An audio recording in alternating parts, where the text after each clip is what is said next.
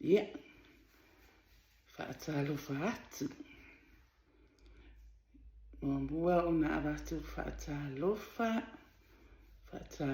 atu mo o tō umalawa o mawhai o na viu mai le tātou video I le nei fo I tū lau le aso po whia lava le tū langi o lo o tō wawhio ai ia ma o tō walalai ia whaatalofa atu le a wha fofoi vau isi ia te o tō uma ia whaatalofa whaapitoa mo au nā lea tua I lātou o wala awina ngā lulue I te tonu o le ngalue ngā a lea tua I so o se whatawhaitau langa I so o se nufoanga o tō wau mawai a watu fo I le whaatalofa whaapitoa mo nai ta mama tina matatua we wa na le nufu le lava matau sa ili ni nai video sa mua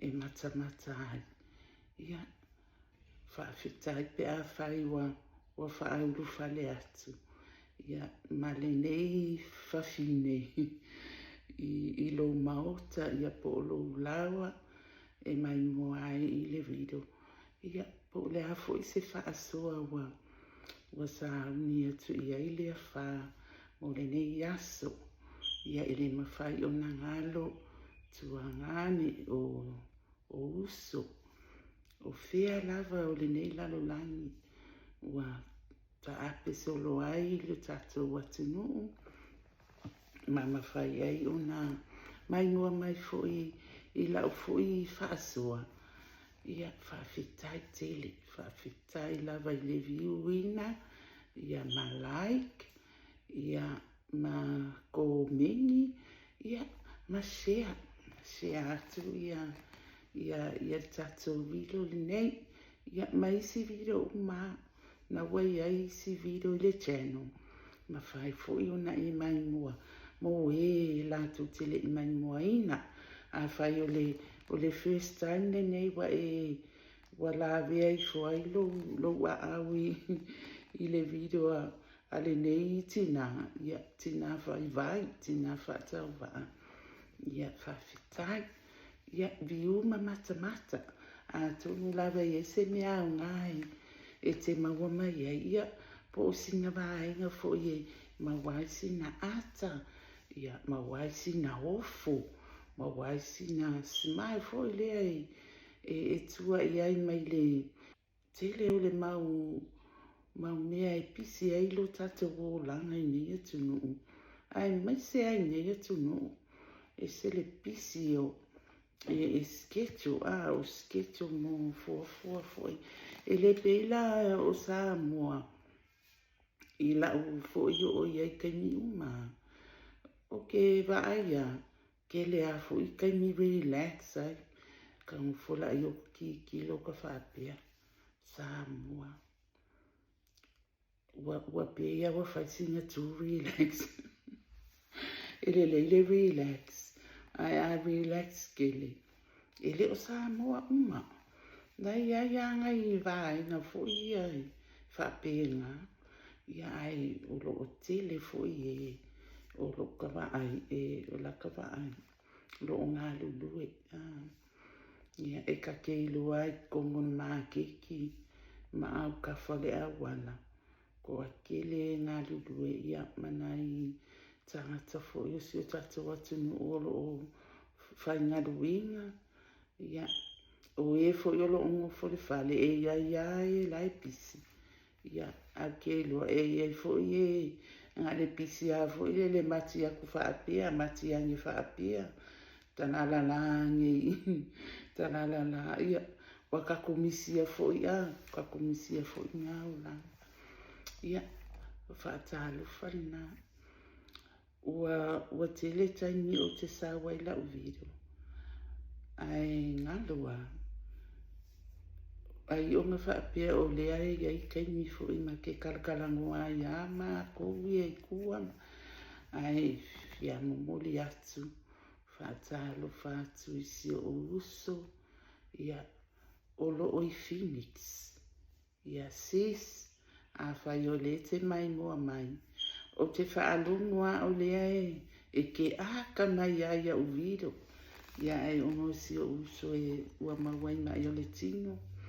Ia ai o le mafua angana e le mawhai e ngako mengi. Ia a whai o lo e mai mua mai fo I nei video sister. My dear sister. O te alofa tele ia te oi.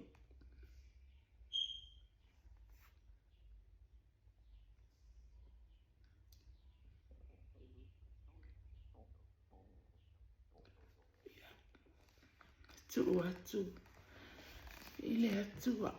Tano e se laula. Ta te wheloa ai ai ina. Ile nai tūlangi. Ua e au mawai.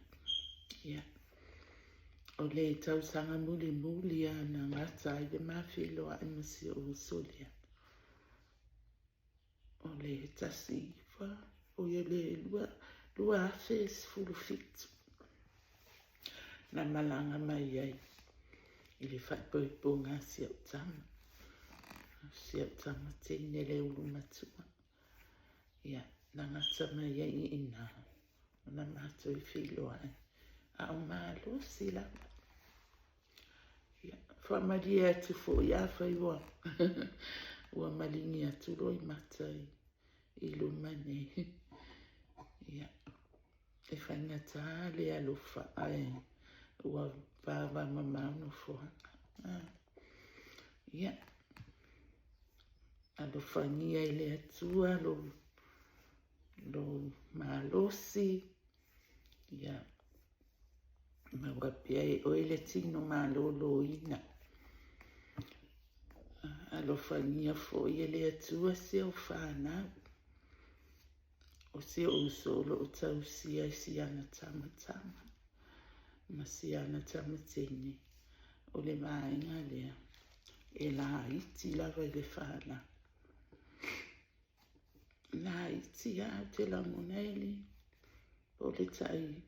Po le fase furu pe a le isi ia. A le isi.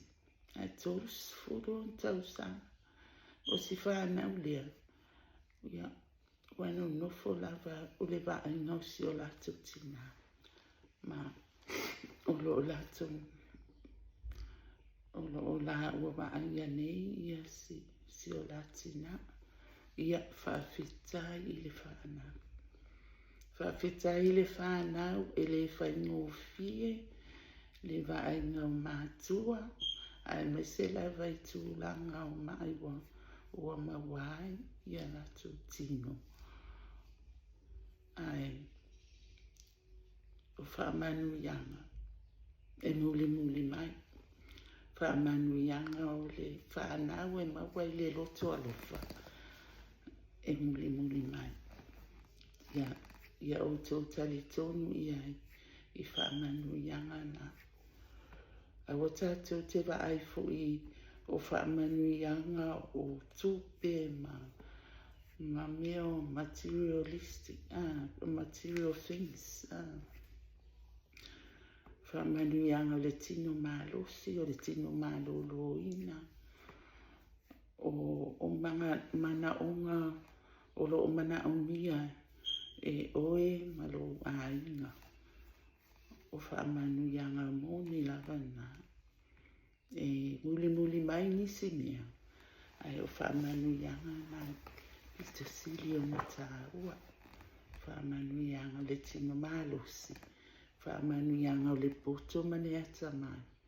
E mawhai ai o na atia e o lua ainga. Ia le ngata I lea. Ia lo whania foi le atua o tātou tamama tina matatua. O mawai I mai o le tino. Ia ai mai se foi o mai ona o le tausanga foi. Ia po le soifua wa o ia I lato. Whamanu ia le atua ia te auto. Fua e pia le tino malos. Ia o se whaamanuianga le nā ia mas whaatalofa. Ia, sa au nofo lava, ma o mawhauwhau, po o afo ni nai orio le ne yaso. Ia, ai le i o lani vāenga lea, o te whaawhitai te lea tu fōi, mo i lātou, o lo o ko meni mai, lātou wa subscribe, o lātou fōi wa viewina, ia le lido mamai mua mai ai. Ia, whapena fōi o na avatu, ia, whaamanuianga, mo o tō o manawa nai whānau, lo fia ngai mali tau singa o ta mama tina matatua, whapena o na mawai o tō umale o no sai, o le tino malosi, ia, ono sai ai, a wale fia ngai ai mali tau singa o matua, manatua i lava ia si o tua ngane matua. E le mawhaina ngalo i atea. O lo uso le i Phoenix. O ia matua i a mātou umane e whiola. Ia, ai o le ulu matua ai o le mātou ai. Ia, o le ana maliu atu nei. Po o le ia, o lo tuanga ne la lia, ina ua mai. O te iloa, o siana whanau, e le iloa e tamaiti whaime o mea ai fōi e lea e fia ia nai mātua. Ai mai se ai i le kaimi lea wa whaasolo aku i le 8 le o le 60 pe e paua ka umawha e ngā wainga i ka mamanga i ki ngā makua e o fo i a mako ngi wa a makanga pe wa fialo o makua ia o ngai mea ai sa moa fo i ai o le whanau la lea a se o tuangane o le umatua le o mako. E le ai se i loa kuka se e o i le koko a leisa.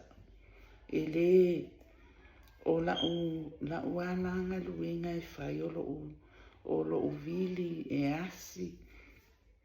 Ia, makalangua fo i ka meki. E loa e o kou whai le koko esi. E loa e o kou whai ia e le aise e iloa. Ia, wa aila, o e wa aimio fale sa moanga o e wa aipo whaaka wai ia koko esi o supo esi o koko alaisa o mea ainga e ngai manga ngā awai ia awa wafitu sifulu.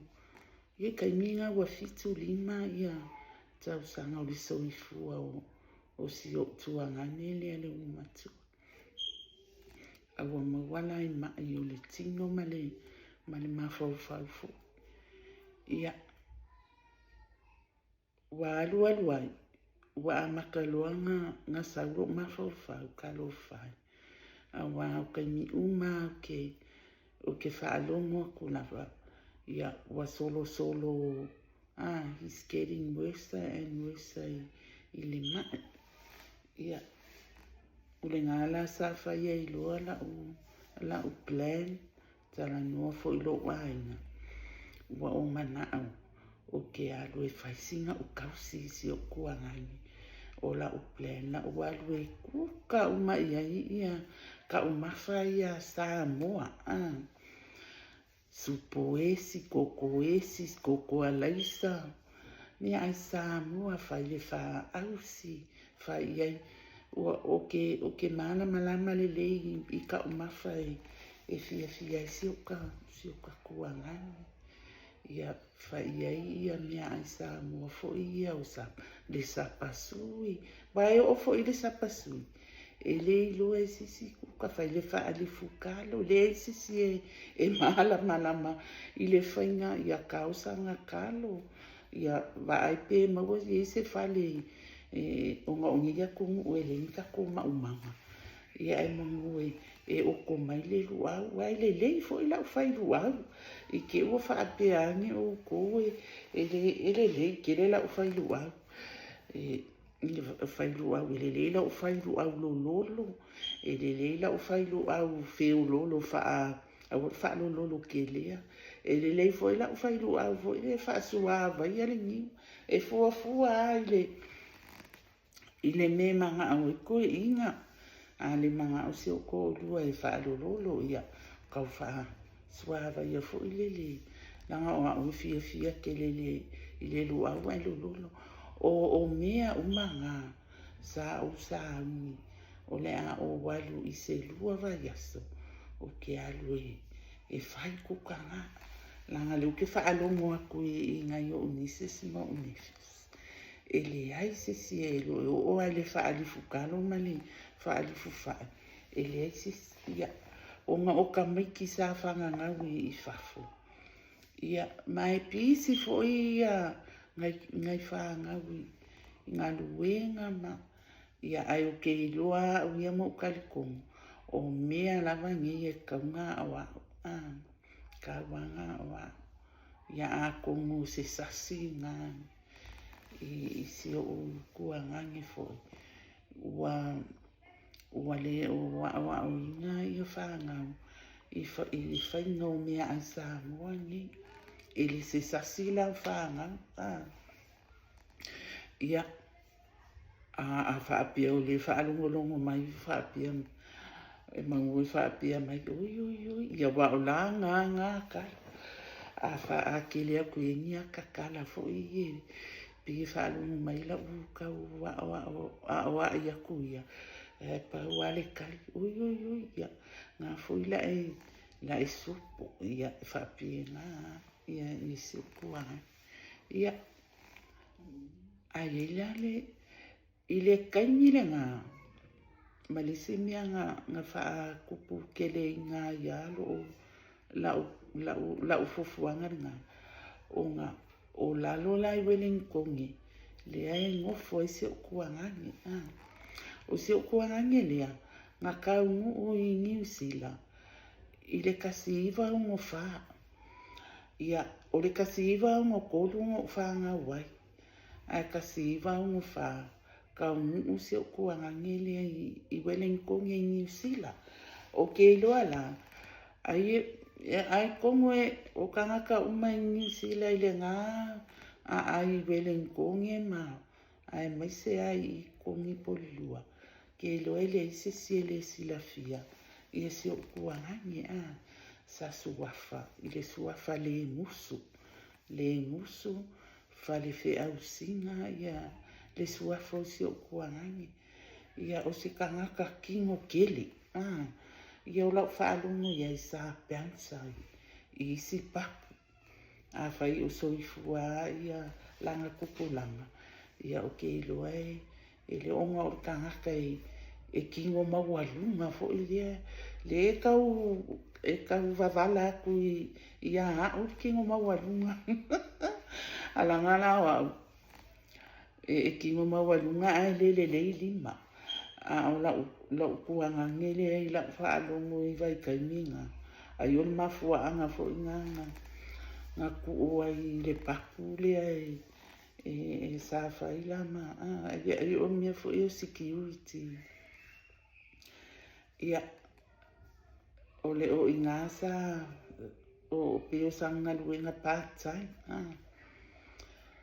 ia o lunga lai o kilangi e ngofo ai le si o uso ia ma si o lua ma si la whanga o le kaimi kongo ale ngā lea fo i mai si o uso i kokongo le whale mai i ngā manukau o manukau sa ai o le e kusala e mai ia i le siku a le ai mai me si unko o lua i le siku whailola o kala i le makoanga o le ala ualu o ke alu I lalo I Wellington I se lua vai aso o ke alu se I whaisa kausi I si o kuangani o ngā e mo I o lo kuangani ai pe lava o se kamai e ke au o langa fo I kilo e ke au o so ngā whawhini ia ngā whainga ia o ia fo I ngā mafu ai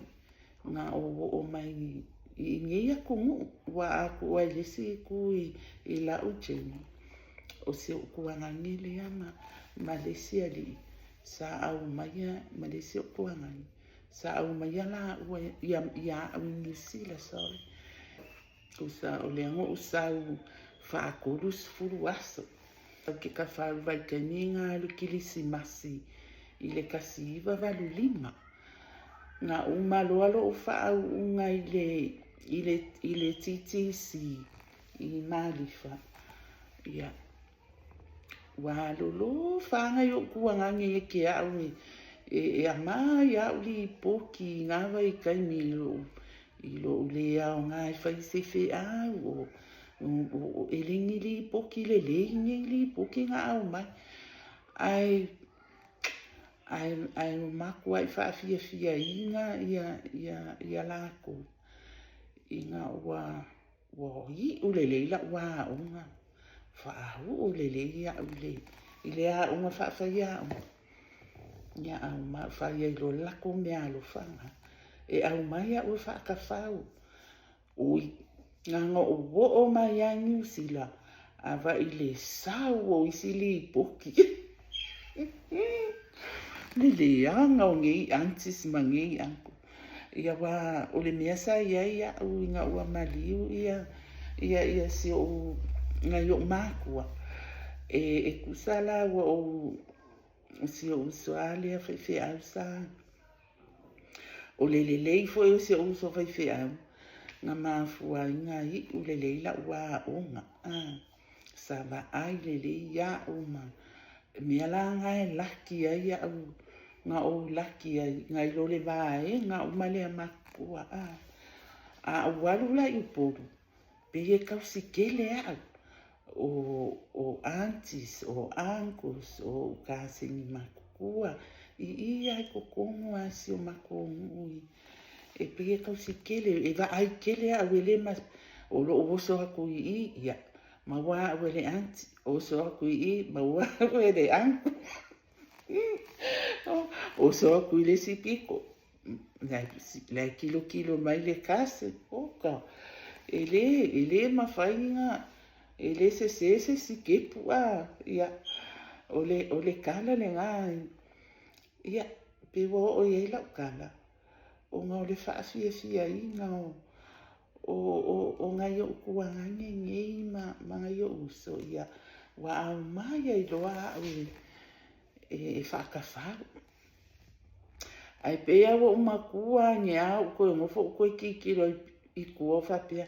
Pea se sera apule ngā whai e kengi le. E au mai a o wha le la me whakawhau. Ia o ngā ku ai loa leo au e le koe kua kua usamu. Ia o se kala ngā mai le mafua ngā wala inga ngā owo o mai whafu. Ia o lo tuanga ni matua la lea e le mawhainga ngalo lea lufa. Ai ke iloa o le ale ai ke iloa ua sau loa ma le sikala ua umanga whaile puki o ke alu wakua ingei me le pongi alu saa o ai I lalo I Wellington e spe na ilo ukaimi ma se o kuangangi le makua ma whaianga mea ai kukang ia mo waluifo ai loa le I lunga I se vai aso I le vai aso e asi ia si o uso ia masi onko o lua le kongo whanma kusa e kau whai mamai uma e kaimi e kas o le whale mai ia le kas o lai le si ku ia si o uso a o lai le si ku ia si onko o lua ai kusa o le awa uma o le aso lua o le si vai aso o le aso ko o ngai o le aso ko o ngai le ku ke alu ai I Wellington Ai pea o le aso kofi. Maua mai le kala. Ua maliu si o para indoa. Ai kusa o pea o le aso kofi. Ai aso ko o ngai le ua whai ai lau pukino. O ke alu ai na kusa o alu i au kilani. Ia o ka e sere whai na ka whaangoa ngoa. O le kukupu mai o ngei mea. Ia o le mea longa whai. Ua koe kololoa la upuki. Se ia uka penga lele. Kololoa la upuki. Mo le aso lua o le siwa i aso soa. Ia mea la wo le alu e asi ma. A wo walu le maliu. O si o brother-in-law. Ia umaloa la ia. Kaunu aku ia. Wakia fo i kua masi uso. Ia whai pewa i aso aku ia. Ko aki ulo le maliu. Le ala wa fuafua loa. Wake umaliu le aso. Aso ngafua. Ipo le aso falaile. Aso salo koe fo i mai umasi o mako ainga. Koe fo i mai ai masi o ainga nga maa o le maliu o se upada indo. Ai o le aloa ua umaloa nga whai puki. O le puki. O le aso lulu o le vai aso fo. O ke alu ai lalo e asi ia se ukuangani. Ia mo ngofo ai i ngai vai aso se lua. Ai ke inga. O le aso ko o ngā ia o le vai aso ngā leanga wa umanga ke waku se upara indoa. Ai vili ifo ai le whaanga ua se ukuangani makua.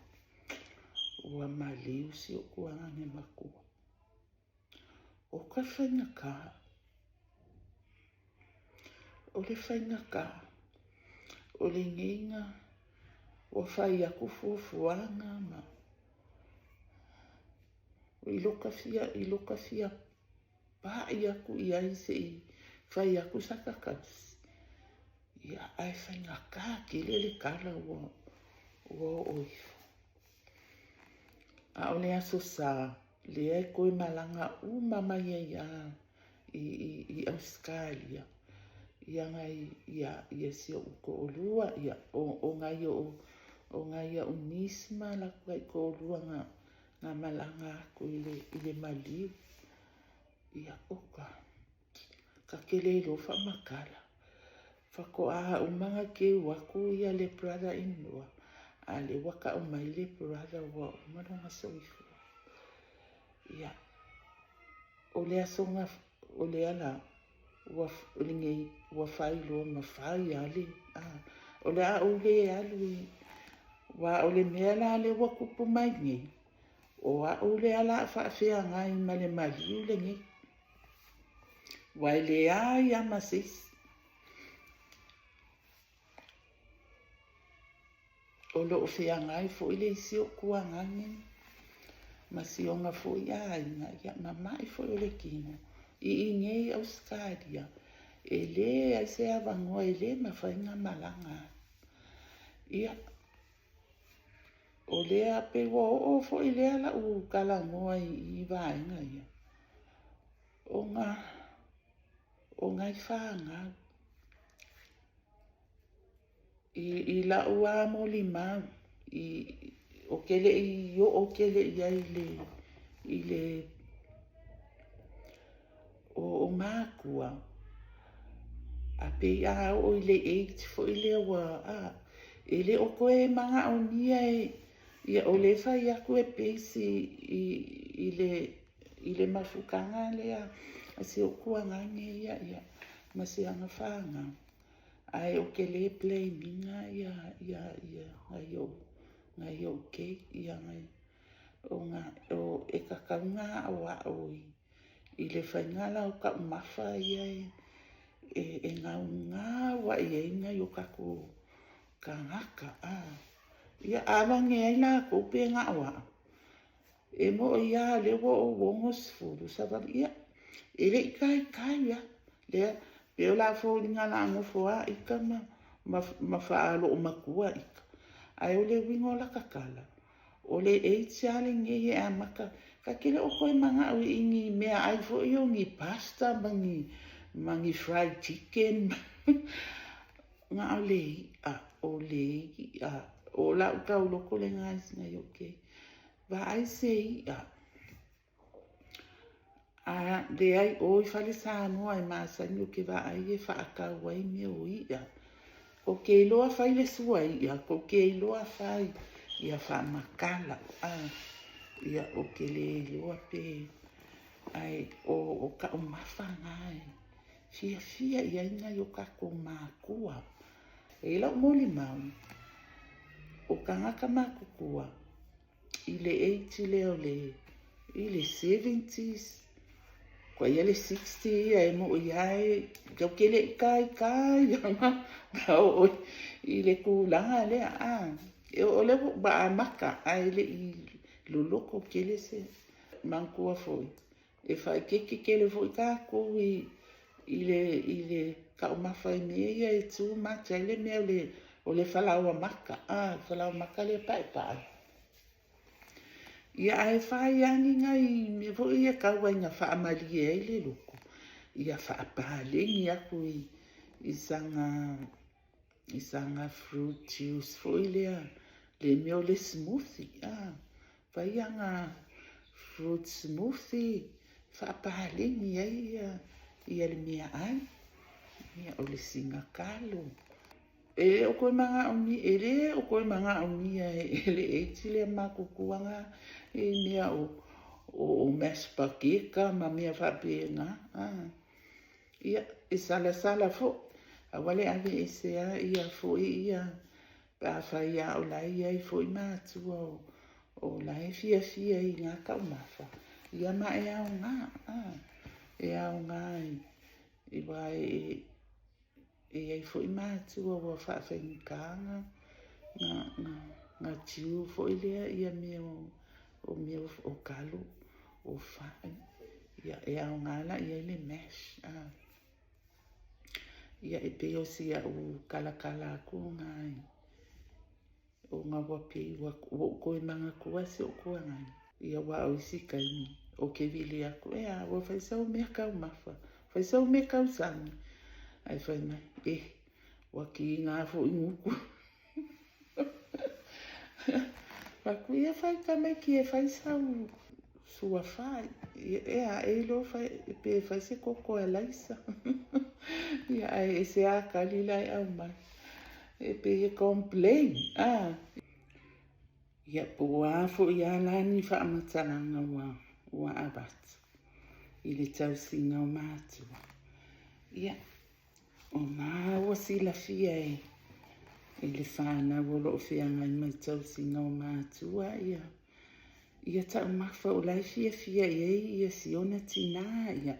Po siona tama ia. Halua ia lena. Ba e pe o lata whaasua. O nai experience lai ki awa. Ua o maua. O nai mai nai isi tina mana isi ta mama te tua lea i le 80 lea o le 70. Ia na 80. Ia whaasuru solo a kua ia i luna. Ia wha malo lava. E le i o ia ilo o langa. I le tū langa na o le tausi matua. But I can imagine for ele o se ngaruenga whai ngofie. E wai e iai fo ina ia tatu tina mita mamatu e whai ngofie. E fua fo i le tūlanga o lona soifua malolo ina. Ai wai iai fo ina tina mita mamatua. Wa o le tūlanga fo i le e le whai ngofie. Una tausi. Ia e mai se fo i alai.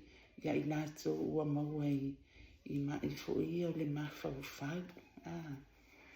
Ia ono sai, whawhitai fo i le ngaruinga, i le whai ngofie. Ia e ei lama le si fo i a o mata upu fo ilia. E pie e kaufani fo i se whaafafonga mai anis. Ia ai o le mea moni lava o le te ilo o le wakupu.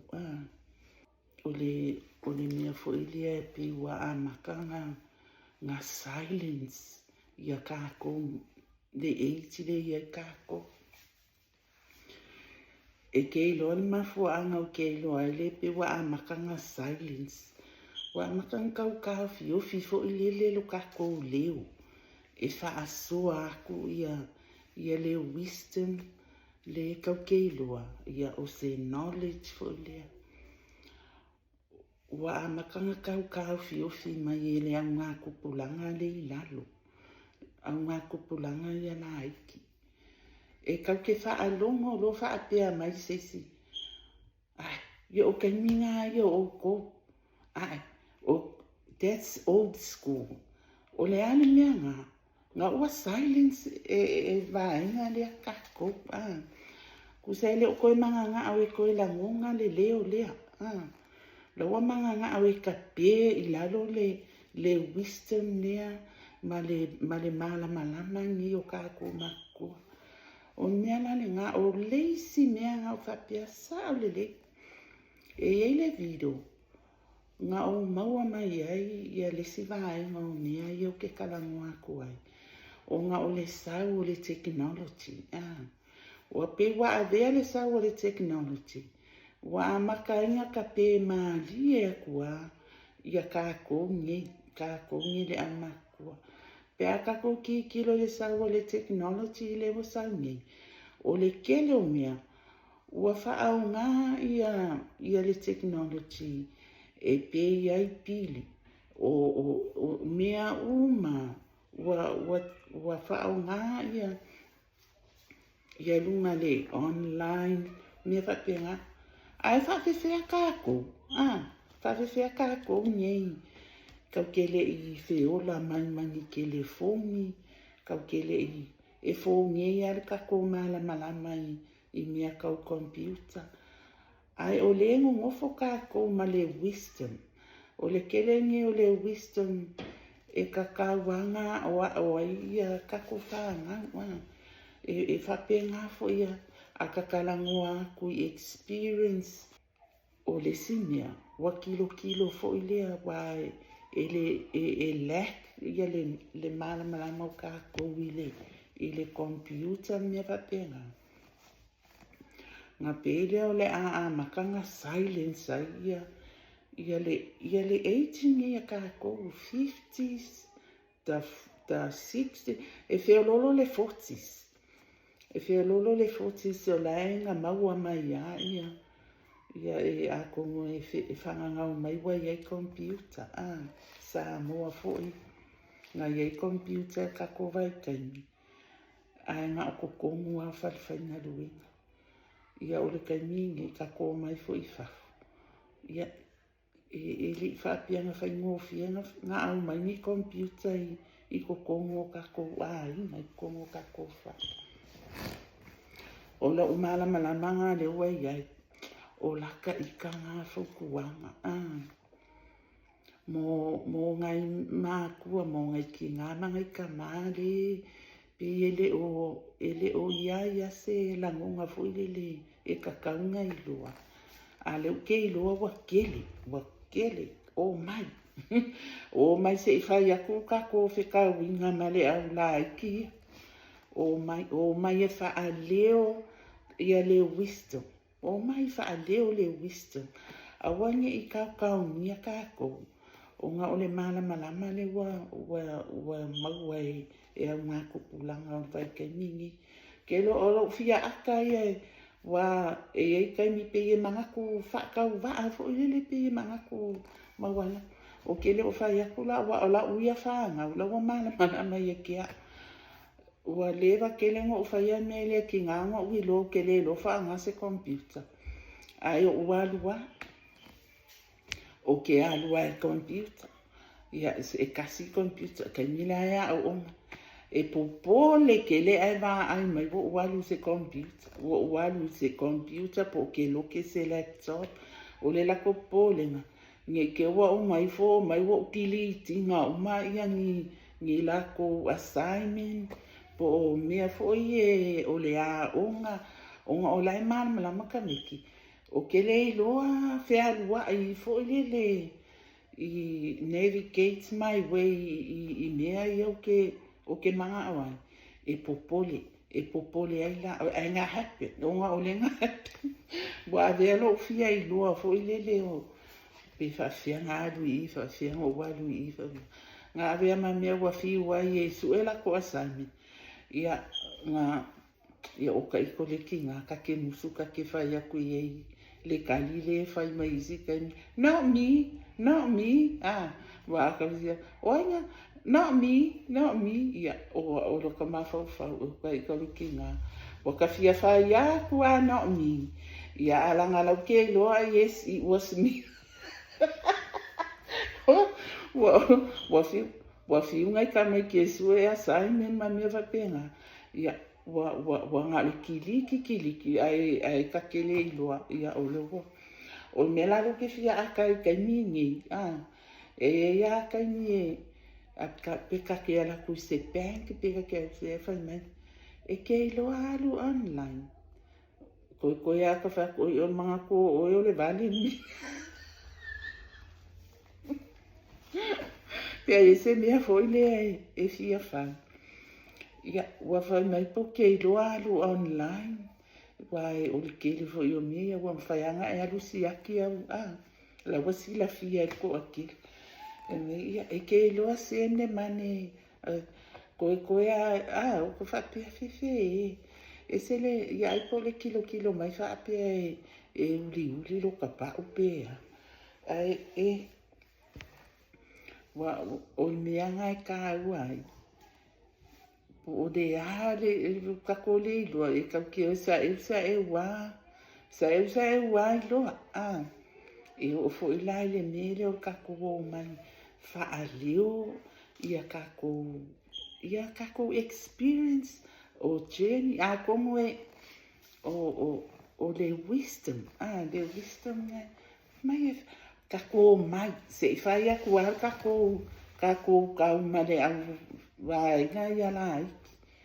Ia awa wakawa ai foi. Wa o foi ka maiki. I ka maiki la aiki. Wako ka i kasi ka i roa kausanga. Ui, e ka tia ka vai akunga i le alu waku whapenge ia vai vai le o lima la ko. I le whainga o games ma me whapenga. Ka au kilo aku whapea. Soli. Fefe le o lima makwai o le ilo ape whawhianga whaingi nge ka alunga e whai e ka maiki. E le malama ka maiki. O le kele, o le poko. Le poko fo i lea le no kalamua i besia o lai muli. E kele maua i kukongo sifale a ona. E kele maua i kukongo ngi kusi. Kusi ai le library ma e kele maua. Nga o le atua. Le anganga o le atua. E maua i le poko nga. E ala mai lau. I le mawhangawhanga o le mafukanga. Mawhangawhanga i mafutanga ma le tamai le lani. Pe yo i ngai au wala mai e lo nganga i. Whawhanga mai e kako mawhawhanga. I le poko le ai le o mauenta ainga lea. Le iai ma le au kau wha le anga le ai. Se kasi ala ka ki kilo ka whaapia. Nga olo ka fio sorry iai. O kele i alu e su ele mai nga langa nga uso i fua. Whapia. So ukiliki ai i le laiva le urungali i le. Le urungali i le o whaaku masaia. Le ai whai mai i le lalai. Whai mai la le lalai ve winga i le loa suit e apo le ua ave komua a le afionga i a fia mi. Oka. Whaku oko ai ngā kalangua ia mako ai ngā whamakalanga ia whai mai e kangakangi. O sa awa i loa kala alisi Whawhingia ne whai mai. E ngā ale wawe inga ingu whuala a ua makanga. E wawe inga ingu whuala a makanga. Ola. Whai aku ala. O le mea uke fia akai. O le ngeile ua koe oe e si ia. Ma pe e support mai ia. Ia le kani lea po. A fia me ma le kasi po fia e milionga lea oka. Ai e le ma se soka ko o ngalo le fa le anga le vaenga le o le o fia me kainia o palemia. A le o koe o. Fapi. Ni kangaka. Se o ye o la lafi ma o e vai se ai kulolo ko ai se i lua filosofia. E ngā ole manga ole ali e mawhainga ngā ofi i kangaka ni. E ngā ole manga voi ole ali e mawhainga au mai aka ika e ka ke avoi ti ngā ai luka ika ni kangaka. Luka le fia. Ai se ea wale o ai e. Alu kangaka e whailunga a inga. Ai ku ia ia oka ika foi. Ele se kangaka e mau upu. Lai kele upu lai e au mai loka mawhau e whai. Ai lengi upu lele. E lengi upu lele ia. O kele o foila ia ko mali lie. Ai o le o ke iloanga e ko ke mali lie. Ma ko i o e mai i o ulangonga i e kau whaari ako. Ia ai o ke mangu lava. O ke le manga o ke o ni upu fo inga e langa.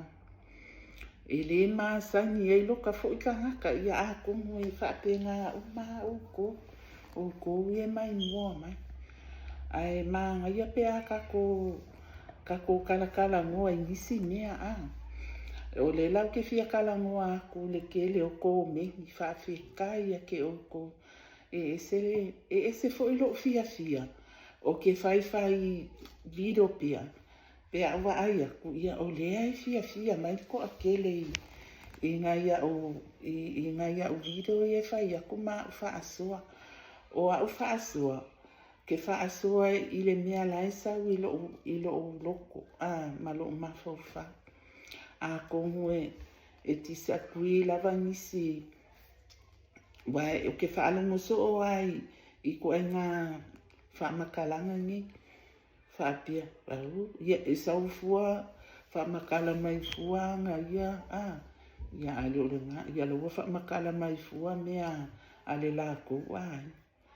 Ia, oai e se inga e le e singi o ngā stories. E kofu uma inga ma stories. O i. E whai ai ala o e decision. E ke o lawa fili-filinga. E ke mawhai inga e sau o e peke maliu mai, peke susu mai. E whai sau o e story. Ia, ai tisai. O la uia tisishenia e whaangane platform e whaia ia ua u story. Awa e sa awai o le mea le wakupo. Umi fo inga ka ngofo e le ia pela o aso uma e nga awa le whale.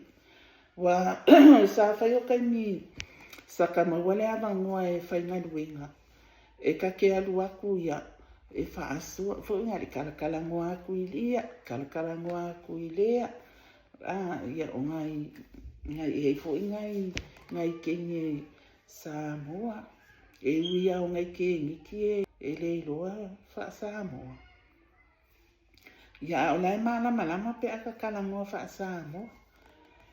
Ia o lai maua le hawa ngoa e kala, o le mea la lengi e sa awa ia a kongo.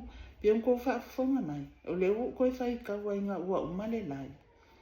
Ia kusa o maki ngā amaka i ngā la ue kawa.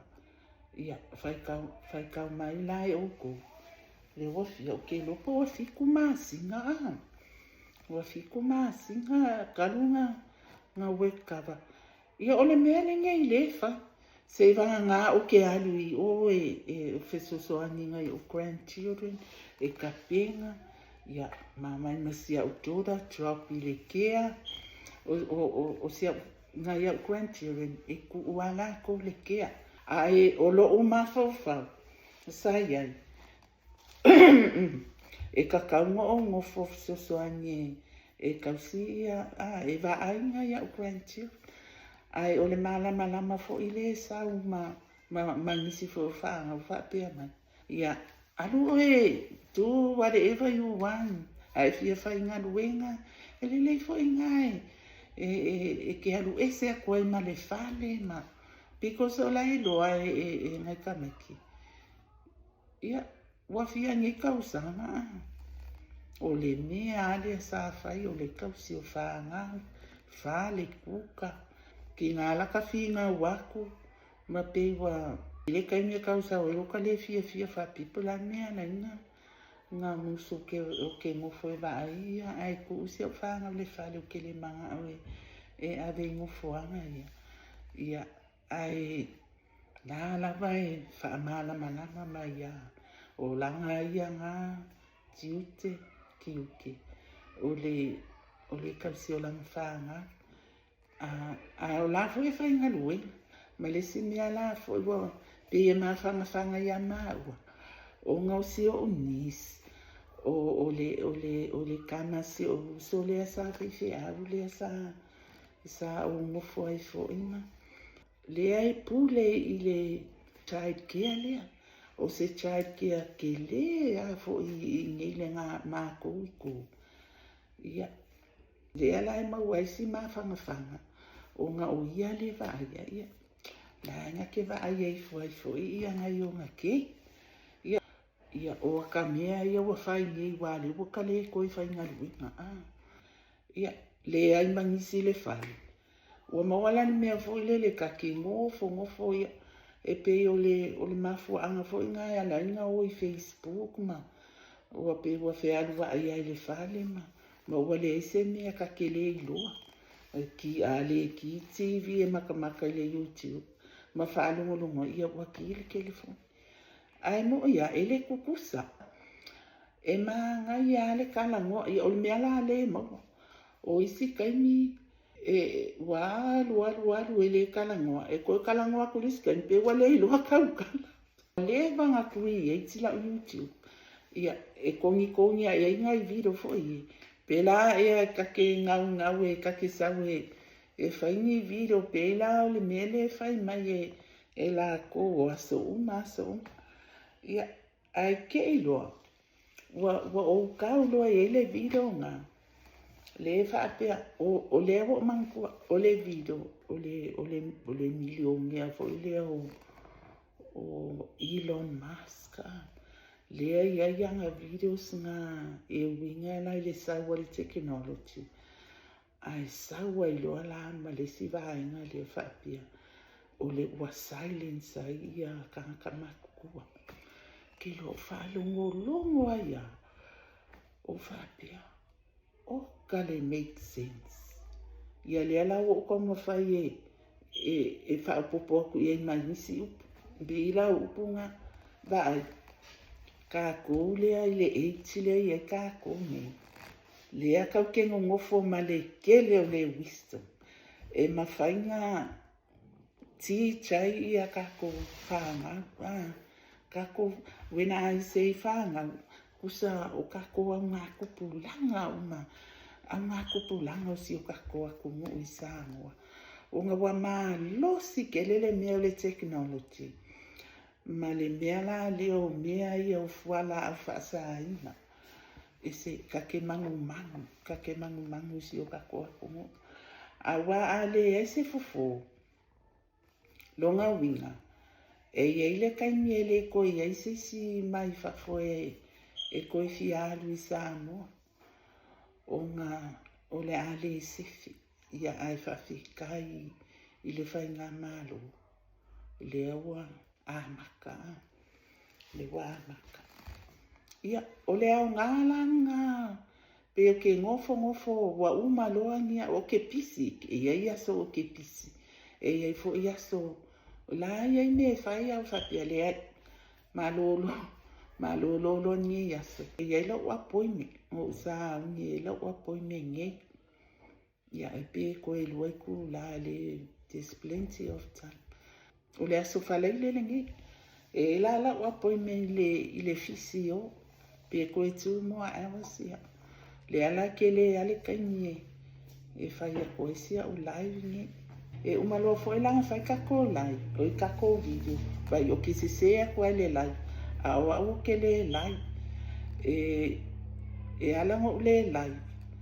O ngā e iei kengi fo ia pe ua whaalawe. Ke ua whaalawe lawe mai seisi po o mea whapinga. Ia. E iei mafua a. Ai o le maanga ia fo i lea o le. O ke whai ala le video.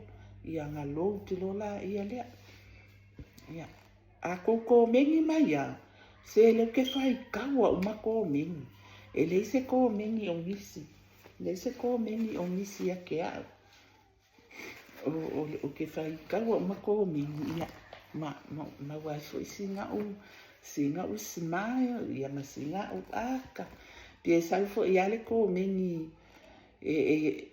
O ke vai aku pe kau wha wi ngā fo de. Ia. O ke le ika ia. Ke fia ai so si ko mengi.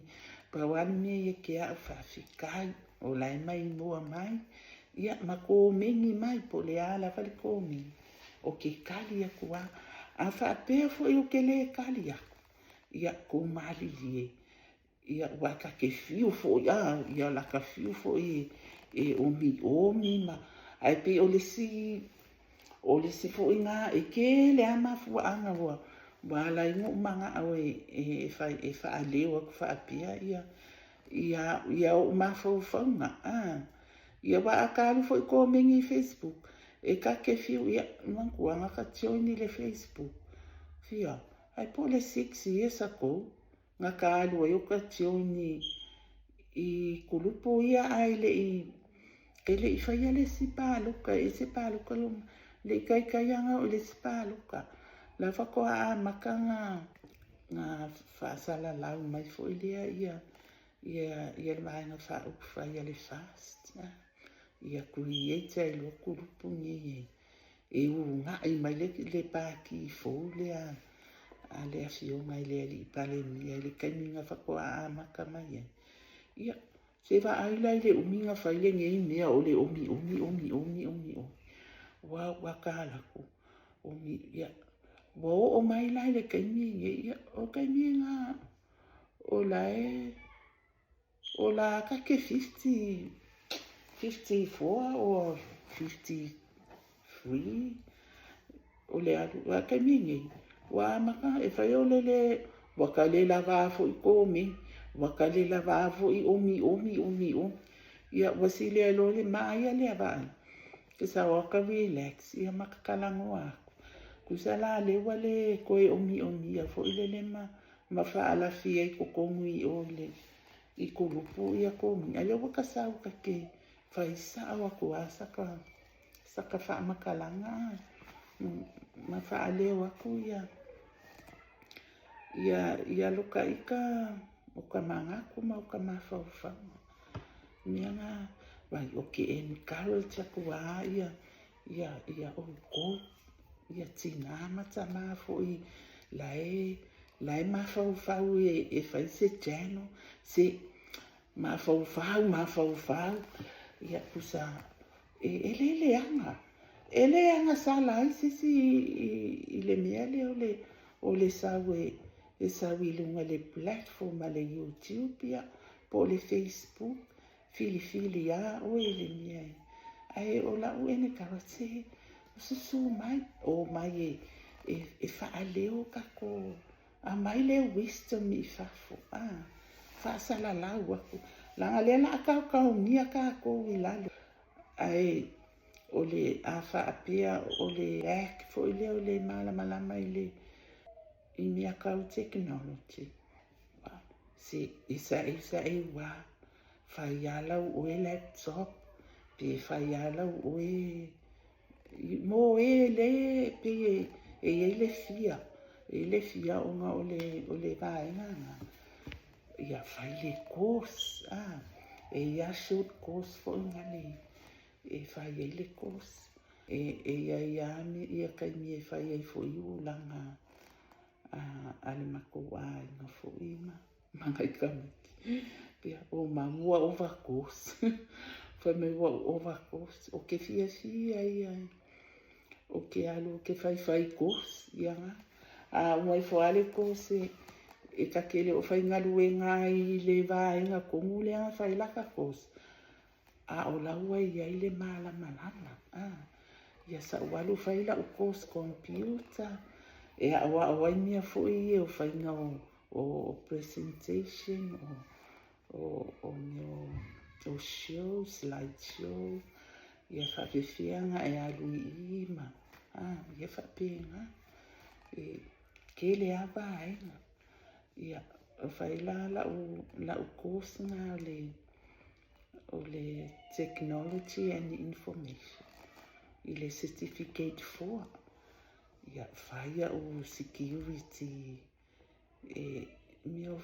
o security course ia o le sinianga le o fai ngaluenga mua kokongo le pa ola se fo ile mali o le nga i la ngaluenga mua kusa o umala ngaluenga mai le pa ele ai mania o mianga fai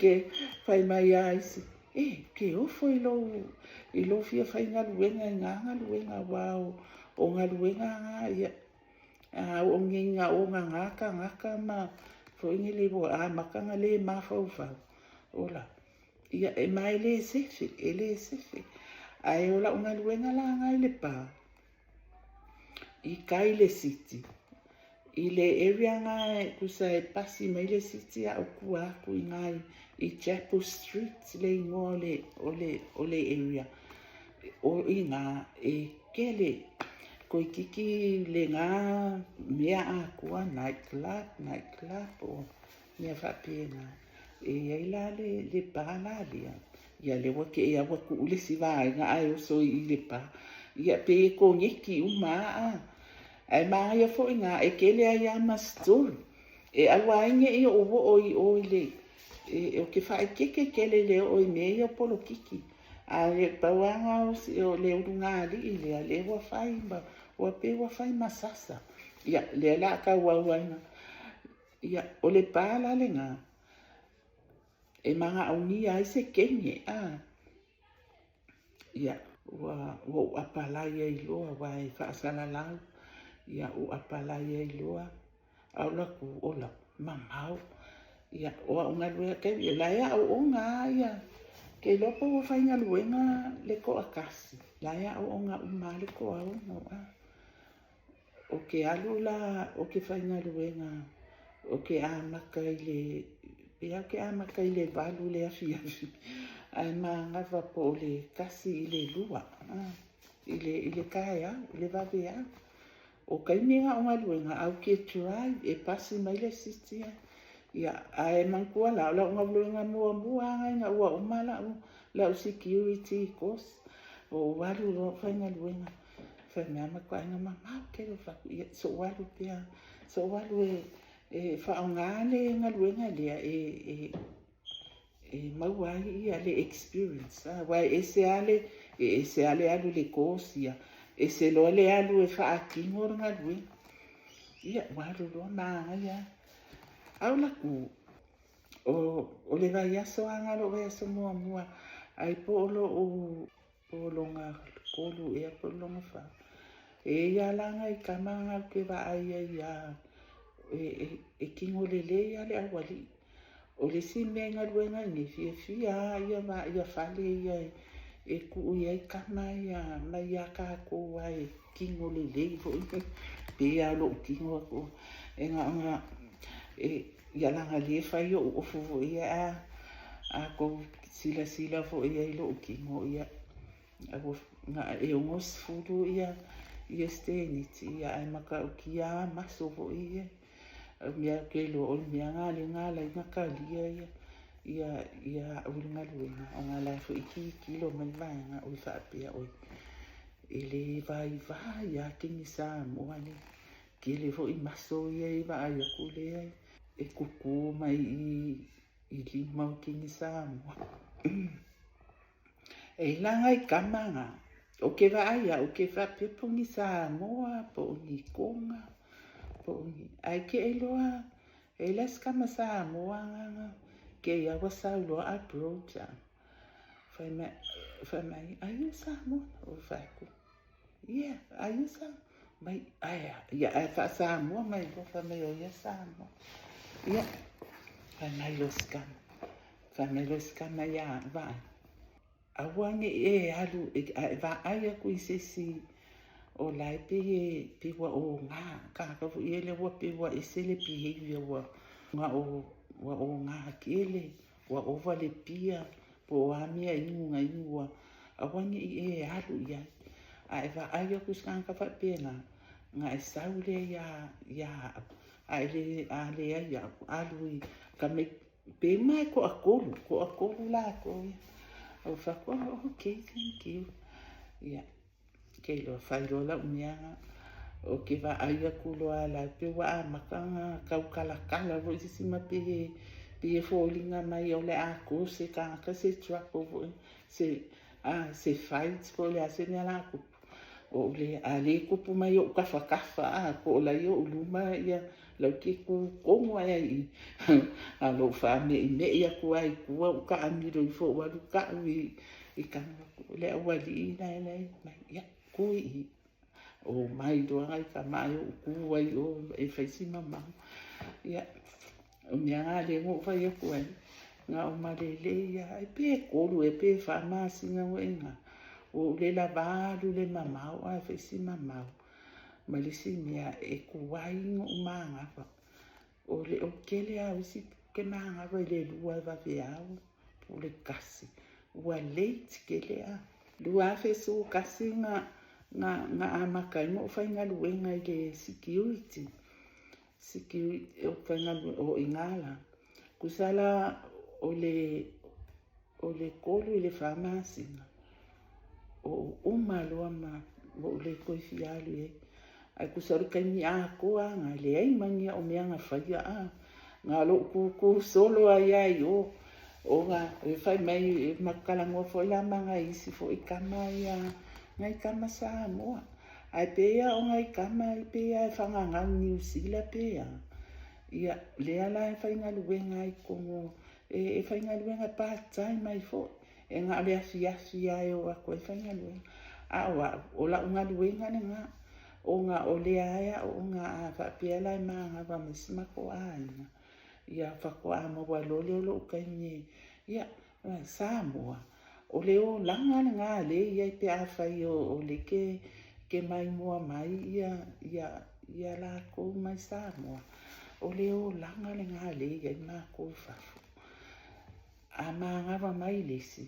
E wai ngofo lesi whale e whaakingo whea whaakinga ave ka me ki le a onga ia uma mai ave ka me ki ka alonga ave o le pisi ia ai ka usu e asea vangoa e alu wai ia ka ikalengi ia ngofo le whale e whaisinga pātai onga o ngia kongo o ka kele o mo kesi o le mau pili ia mai o ka whaalonga kui ka spawa i Samoa ai whapea tiwa e le ni pili lami ka ko i whafue sau le pili o la whauwha ia o le mafua angana ai o lai ka ke aluanga o si koe inga whainga lue a o la saka maa losi ai su e ia le si kaini o le aso po le afi e ka ke alu ai ka ke whainga luenga maua mai e singa kope. Ia o ka alu lea whai ko ai ngā kōsia. E mawhai ai ngā ka alu e whai ko ai ngā luenga ia. Wa ele mawhai fo inga e alu ke e awa e alu e ofo i e whai le kōs. Pe koru māsinga, lua māsinga o le kōs. E ia isi kōs e ka iwai aso. pe ngā le whāwa I aso, ai kakawa ia whai le laisengi, e le kaungofie le laisengi, e whai, ia, ko ama whai loa leanga apalai I ko ngā luenga nge, ia, ngā luenga, o kusalala o ngā luenga, na ngā luenga mua le ngā, e le ai mangia o mea ngā whai, ngā lo o ke kukua o ki loa kula amisa mai, e o I whawhinge, e o I kenge. Paulanga o le mea e kakau wango walu iai, ia. Pea ua ai akua I ngai I kenge fo I wa o le mafua anga kongoanga ngā laifa, ngā whawhai ngā luenga ia kenge ma whawhinge. E mō whawhinge, ia. E le mawhai ngā luaku se security ka mālua I o I kokongo le whale o whawhinge wa. O le si mea o le si kaimi e ka ki whanongo ako a whai mai fusu anga I kokongo le toilet. Fo le I ngā I whale ngi. E le mawhai langa ali e si security kama. Po se ali. E ngā o le kama I ka ngā I security whawhinge. Po se kama I ka security. E alu e kongo I o. E se le o lai ka ke fio le ngā. Le winga foi le o ngai whangau kama. O ke loa po le age o le late 30s, 40s, ia I le kaini ngā, a kaini foi ngā lau ke early 50s, kaini ngā amakaia ka I ka ngā luenga wha security. O le wha asua ngai, I sisi foi ngā luenga saka ngā lue ai. Po o tatele o kakele o maua kele. Po o se tina ia po o se tama. Leanga ko mingi mai. Ia mai ei si anga pese. Leanga omi mai ei ma si anga pese. Ai amai ei man manga onga. Ia ua pre saka ika ia. Waku waka ika I dunga. Isa wa lola ia ku mai ka ika I lalu ku mai ka ika I lalu ia mai ai lale manga onga o langa pise le anku si mai fa pia mai o le pise nga o langa pise nga mangu malo ai I le kau banga nga fai le la kongu ia ngana ile ka ua mai si ile ko mingi le ngu ai le nga au mai le pise o fai kawa kui o pole pese se fo le manga ia o pole pese mai mo pe anga kai loa la le fat ai mai mau fo I la pe anga fa pe ala susu ai lunga se usu mai le pese ai ma ia pese ai mai ai la ma le manga o le manga onga la nga wai usu akusa pese o nga la ye long kai konga ele leila o pese la fa pe mai o e folinga mai ia e kele o kale ia ngai kale ia ancha senye ele le fo ila o pese ele le fo ila o kuka ele leila o sifa ia ai ele o la ia kanga kai sili aku adoa o lo ia o lo sili aku I aki ele le fo ila o poka ke lo le si meanga a como e ko ke fa fofonga mai I lo leo ele o se kanga kai malo si se leo ia ai se va nga volu wakarika ia nga pele o ka wa makan si lunga lo ka leo mo fa e ka mai I lalo sa ka ninga e awange I mangu malo ia o la utali atu o le ala ukali aku I le ko mingi le ngā. Le si video I ku aku. Le ai ko mingi mai e si tamana. O ke le lo po se tama po se tina. O faa maonia, ia. A whaio e sila mai ma e koe mai moa mai I le kako video li nei. Ia, ma li e lo loto. A wao o le e fōlinga mai o lo e mana o mia lava se pese aku ingeia kia e malia lo lo e ka mawhai e kusi se pese ia ai maka mawhai e aula o le kaanga o le ki kala ia po le ukulele ia wa e sila mana wa makua ai o kalele le ukulele wa makua ai o kalele le ukulele o ai le kaanga amu ia ina o lo i loa kale ki kala mai loa kale kule o kaika nga ia i le kaimi nga o wili nga awa awala o ka ki kala maua loa le kaanga o ki kala awa koe ngalo ai le i le kele ia a o le ala wa o kale ukulele ka ukusi ma le pese ia o nga usu aku loa lea i se si lai ia o ke le kopole lai lea o nga le ukulele awa o le mako waina o se o ko olua le kele le kaki kala le kaki kala le ka ukulele o le anga aka ni nga ua waaila ukulele fai mai ususa u pese i lunga o lau jena o fai ako e maa ia fo ia e fai le video le skaini makau ka ko se pese ai momoli aku ai le whaafika i kele i le wala au lia fo i mai whaamaunia e usu aku se pese ia ai maanga ia la le uso le pese ala e ka fo i maliki i kala o neila tai au nga ia maanga ngafi fo nga kalangoa inga mai le 10 milionga fo i le 10 milionga lea mo le tu malo sa fatale nga afia nga o le vaa fo i le nga ia whaafikai ai miusia ua mawhainga nga whaamialo whai i le ngei kupe kele malengi se le ngi kele ua mawhainga ai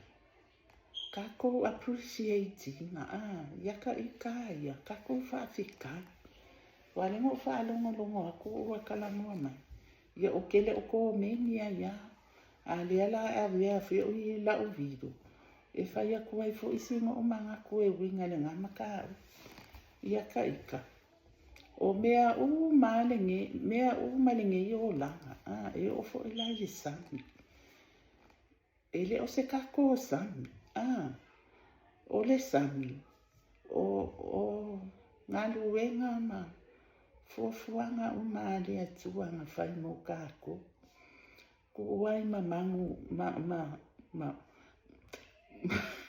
wakau se aku i mangu vai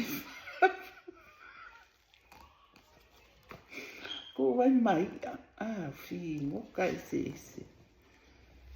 e a fo e mo kako mo langa whaanga ue whaonga e free umangei mea uma ele i alu e se kako kupe po se kako ki ngā inga po se malusi ngā kako o e sua ma ku uai le sua asami ma mea whapenga ma su e mai makapu e mai ni ai e wha ia o le mea le ngā kako appreciating le ngā se le nikele wakele fo le au ngā New Zealand mo skako wakunu umanga yo kako kanga ai o le se le ni o lai alu i le malo i le whainga malo ia ku ia i kako whaatutuanga i le whaasuasua ina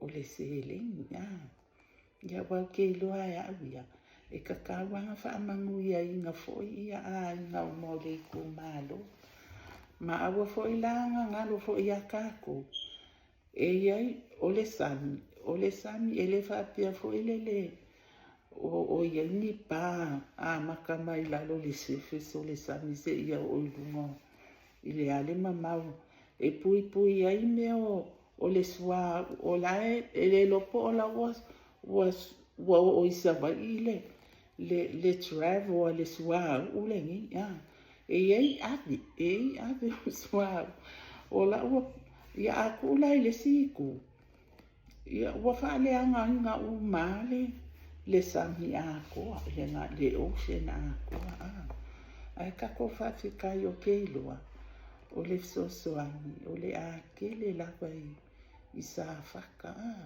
ka ko appreciating nga fa manguia ia le la ala kia ko ai malesi va nga ile kai kai anga o sisa ele o ai e fa ngoka pa nga so kai ka ma fa pia ia ma o le accident o mea o ele o se mea nga fua inga penga plan ele va alia ma nga ia o le awe e sa alla ko sua it was an accident e fo ia o fa lave e kukupu i le ngi o langa ma le lalo langa e ia le kani e kupu e se mea fa fua se e angoa ma se ka ai ni angoa ma se fua inga ia o le mea ia le la ke aka i le fa pia ma ia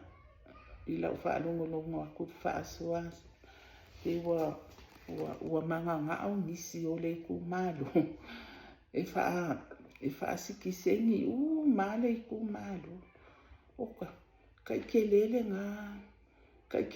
nga manga onga o le ngie ka mafai aku ka ko visa pa nga le mea e focus ai ia ka ko finga ia ka ko finga wa ka ko visa fa manga ku aku le ngai le mea ka mafai ka ko e lango ai le visa ia fa fitai fo isi kamali ia afa nai ia nai i le finga mo nga ia ka ko kanaka ia wa aka fika ku ia e sa le ia e hawe se fia e o mai si aku mo kanaka mai si aku mo o le lalolangi e mawhainga ale kokongi ale pasi se feo sofi va ale o mai New Zealand a o ka koule ngei lea e wake le fo le ka kou sau i New Zealand le aki nga e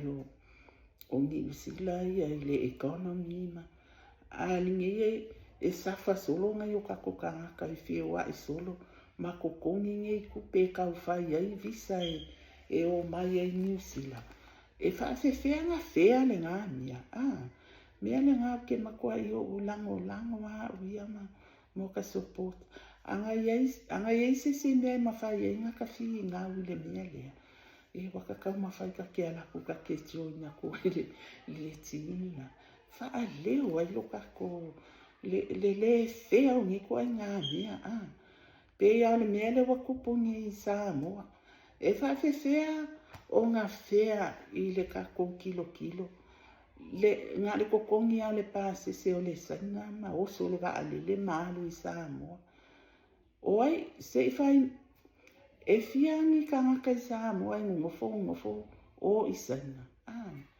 ele ai manisi ele se vanga ngala mea i o foi nga le sikola sipi e o ilungo nga luenga ngai lo ele se fialu i sanga ele se e ni inga i sanga se vanga ngala fo ia ngai fa nga uango ngofo aku i ni sanga ngai lo ale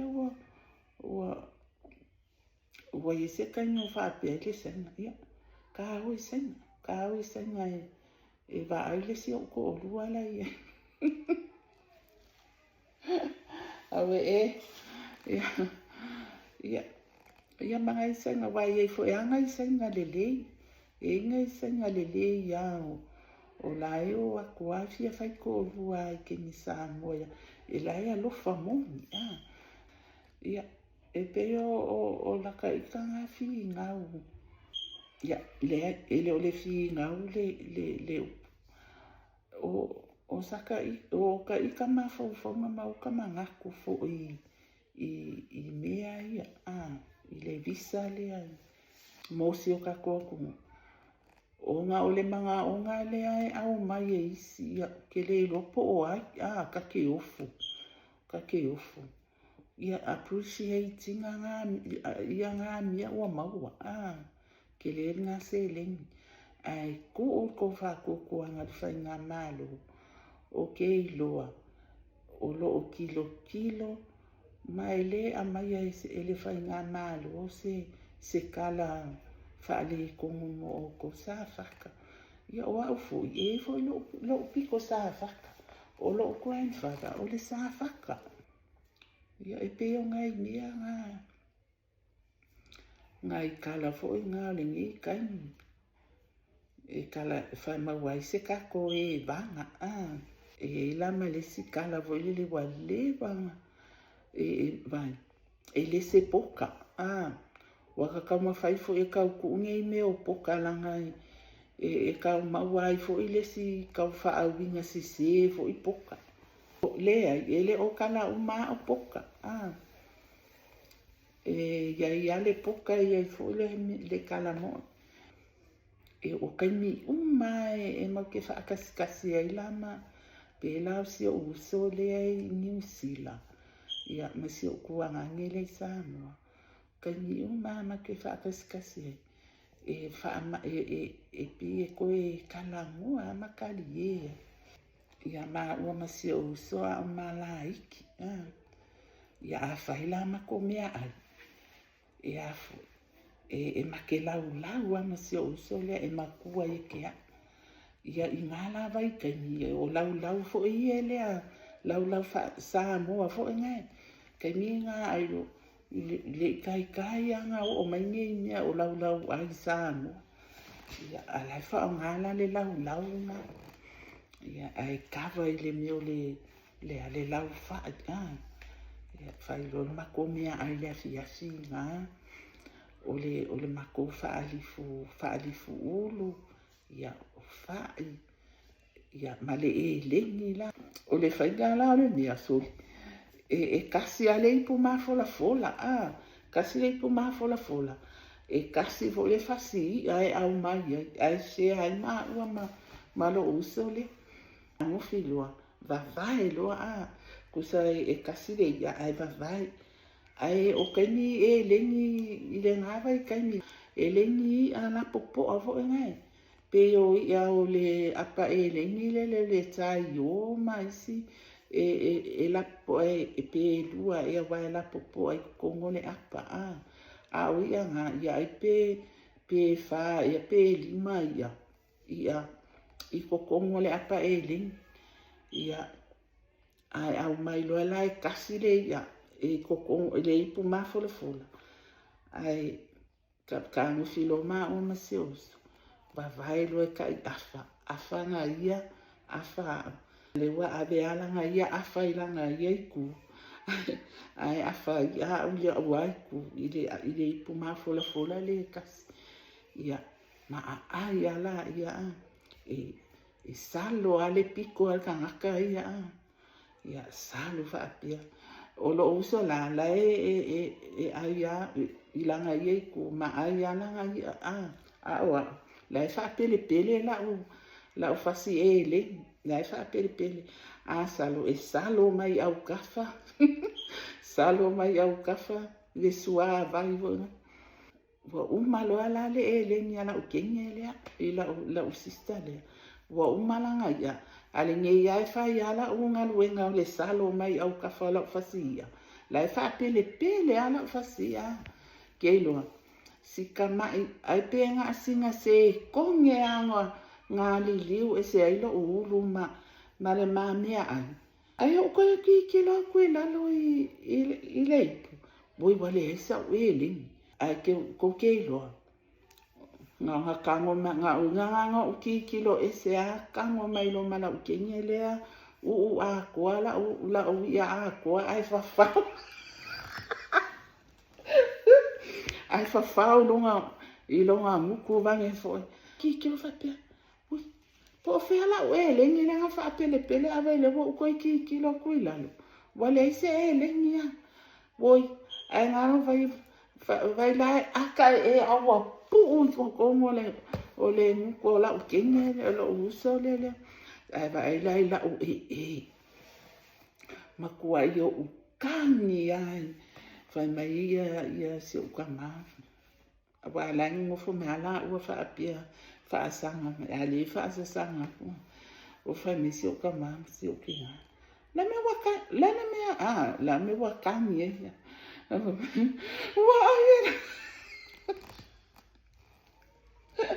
ai makanga e mali wa ai o lo uso la o si o uso la wa ai la wele ngale aka waka fia kango kuai ai ka ke musulanga ka ke la ikiki o le kala ngale ile ele ninge o kai mi uma e make kalangoa e make kali ia i mea ngā vai kai no le makiwa pe ia mo se ele ni ia whawhikai ia li o la ia se mea e whaadua le whasi whai mo moli atu whaatai te le lava ia te oto mo whaionga mai mua mai ua whikau i foi ua wakakau foi nga o wadu makanga whaaula ka avale mo o wadu i la ua poime ai whawhikai ke le lava le mai mua mai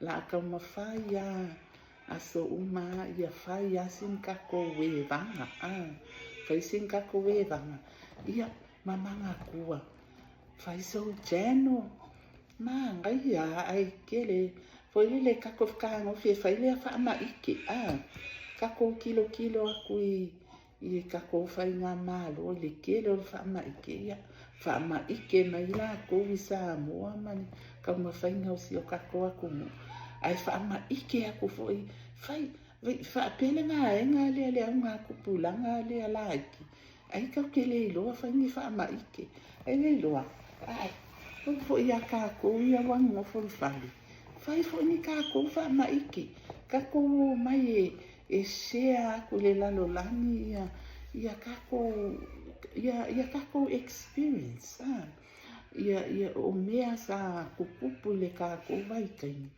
aya o le nge aka ke ko ke so i fua ma kako feola o le ala vai maua le poko ma le aka mai e fai ia ni mea fo ia wa a ufa uinganga i le skeni o kasi ngai mea fo o mai kako ngai de fai mai vaenga ia fa meu kako ka ke old school ma o kako experience wa kusara fai mai la ko wale ko e au nga oi la fa feanga le au nga la fa feanga le au nga o kako experience ia nga kako wa o mai ai le wa mafai ai nga kako o mai ni ia ko nguma kausi ai la ko ma ia o mea fonge i le wa kele fo inga nga ia ku ia ma fa o nga kupulanga i vakeni o le fika ia ia mangi fa fika ai a vaku ama o nga ia le kako ia mala a wangi kako silence a wangi kako silence i le mala male ka keilo ia ka mawhai ai wale kako makawhai o le unga i o le kako mala malama o le wisdom o experience kako swako ai makako wa ai ia ka mawhai ai sia ia whawhikai aku ai ia o tau umalawa o lo mawhai o ngā mai moa inga ia ngā iaka ika fo i videos e share aku ai aka ika experience whai o iengi mea se mea o ngā pēkasi se mea o ngā o lo o mai ai ia ia whaasua ia whaau ngā whaafitai fo i le amanga ia inga o se mea mai au whaasua whaafitai i le mai moa mai Ia ua fo ni upu o ni nganganga ua le kau kamali i le whaafofonga mai. Ia o te ai o i atu malo o loto maulalo i lo whaalo alo kele. Ia aua le amanga ia pe whaakawhea aku i le ngā vai ave ese aku. Ia aua le amanga ia wa e fo i kaini la e ka ke whaapea i ka ia o la e sa o se upu o whaonga. Ia e fo i se kaimi po ua misi se upu e le leima ka ua e ka mo whaonga. A la ele o angoa i lo ka mawhau whau. Ia po ua le o ia so ka mawhau whau po so ka mga kunaka. Ia whaamahangalo mai ia le a o ani mea ua mawhai o ngā o whaasua aku. Ia o mea lava ua sau i le loko mani mawhau whau. O lea sa au whaapea. Pe maanga ia ai o ka moe e kusi i lalo ni si mea fo i e lelei ngai structure lelei ai le whaasua. Ma solo lelei ai ma ia ai peika. Ia e lelei fo e pe ia lo ke kalango pe ia le ko ke whaasasanga mai i. Ma ai o kalangoa o mea lai sawi i lo loko ma lo mawhawha. E ka ua fo i lelei lo ka o langa. Le si mea ngā uma o koe makamaka i lau vido lea muli. Lea e nisi a ke au kusa ngā o whaanga o mai. I peila e ka ua fo i aka i ka wha. I e wha solonga o whaawhianga inga. I sunga o whaawhianga inga saka sa ola mai mapu e loka o langa whaaleanganga. E whoolinga mai ngā o whaanga mai i le kaini o le a ka whaai ua le fu koe a makalisipia. Ia ele a whainga ia ai hope le o a whaai o sa polo ma whaai loa. Se so mai ei lea o fufua ma sfale tua ia so na lofa.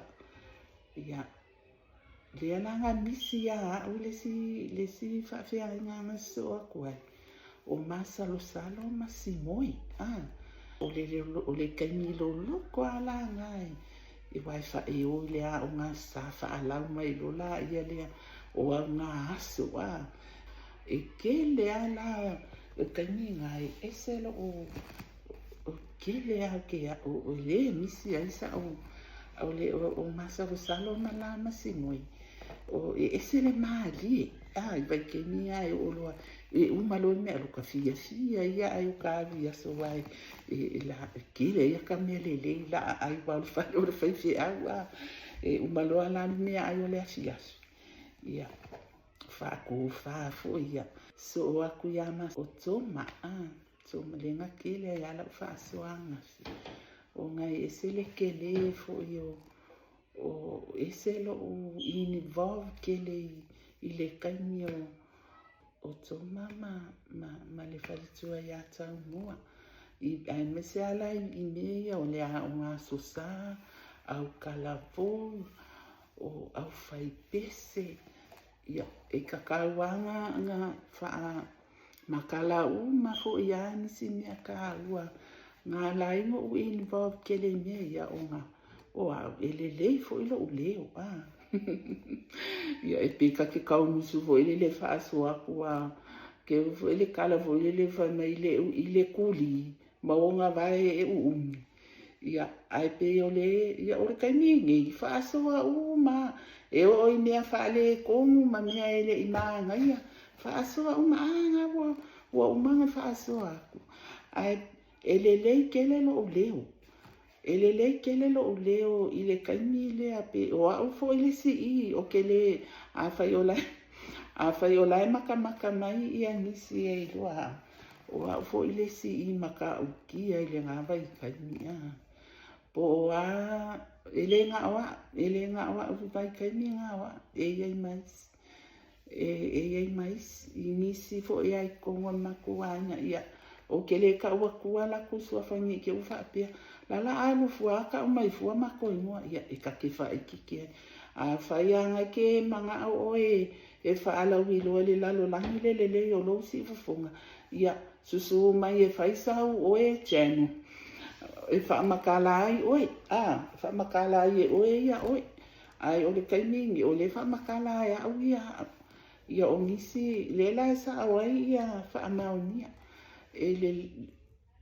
le ka lengi le leo o au le si ka sa le si fo e avea mea ia o le leo fo le tiskent kusa e sele I mawalalo ai le si I ngā mawalunga aku ia o au e sa uiai le kulupu le ngā o le mea e le ngā awa e mais ai o ke muse ka wakula ko suafa nge ke walu ka wa ilo ia u video I ke le wa fai ki o inga mai ai fo ika ia ai le ia le sa wal ka e fai langa ia stop ia ele leila u leo ele lei fo ila usiva la usiva sa moa ele ia e fe lolo la usiva pala ai nga kele a ua wangoa sa mawhai e nga whaaki ngo fo le ngā kāling I le kausanga le ngā vai o le langa kauwhau ma a le la ua koe a maka ia I le kaimi le ngā le kasi iwa walu lima ngā kōwhia I loa ia isi kenge mai le a unga whawhai a unga e tioi naku ku ui kokongu I le au siwa whai a unga ia ngā mawai la lo ua wangoa fo I ngā sa ia I kongu le kurupu le a le ofisa o a unga whawhai a unga o le whangongoanga kusa o le kausanga le ngā leanga wa lavea kua I maa au kongu o le au siwa a le a unga whawhai a unga a le au siwa whai a unga ai o usau loa I whafo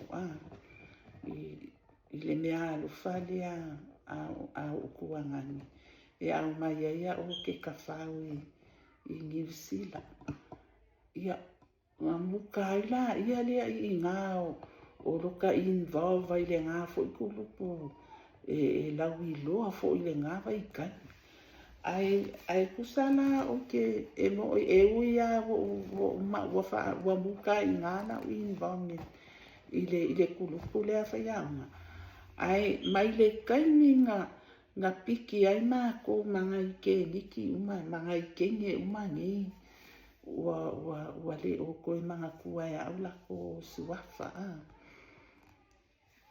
e le I misi se vai aso po se weekend ma mako fia I mea I whaia le malo o le si mea ke le a sa whai ai sa kupu ai o le kaunu waku leo le waa ke le fo I le fiku whaafiku I le kakalanga o le pea o kakalanga e o le malai waa lele wa umanko e whai malai waa lele o ngā le ala al waku la le waa ke le a le o le fiku whaafiku ma ko whaafia ai loa le si whaafia ngā ke le anga e iei umala ma whaia unga kuai o le au siwa whaia unga le waku whaakasina ma mako fōni dea mai o le anga whaia ai kusa o le kele o isi whaafianga ai le I happen le whaafianga muli le anga iai mai ko sa ngā mako fōua sa o whaafia ai la mako ni la iki awa le wa piki mai kongo le a o whaafia o ngai le vai ngala le kausanga muli ia le fo ia ngā yaka fo o le ngā vai kai kusala o le kausanga kongo anga le ke mangkua sa a makai fo ma le au si va leo leo. Ya, le wo ka ua leo leo. Nanga sa ye, o ke le ilo la po ko ye se au si va leo leo. O ke le o koe whaalongo a koe se au si va leo leo. Ai o le kausanga kongo ale ngā. Sa a maka ai ma le au si va leo leo. Sa whaafia fia fo i leo leo i le kaunu waku leo le va akele ngā fiku whaafiku. I le kausanga ngā valu lima. Sa whaafia fia ai ma leo leo i whaafia fia. Ngā umawhula ia wakele a ia. Whai mai leo leo ia wasiri aku na ku whaafia fia ngā. Ia ai ka komanga kua le. Po ai ia le au whaafia fia iyo. Ele ai ia se au whaafia fia wha kusa ingai. Whaafia fia ngā whaia o ngā. Ia, o le mea le ngai. Ako po ai nisi o iai kongo le page lea le Fast Family Worldwide. O ke play inga le pese lea.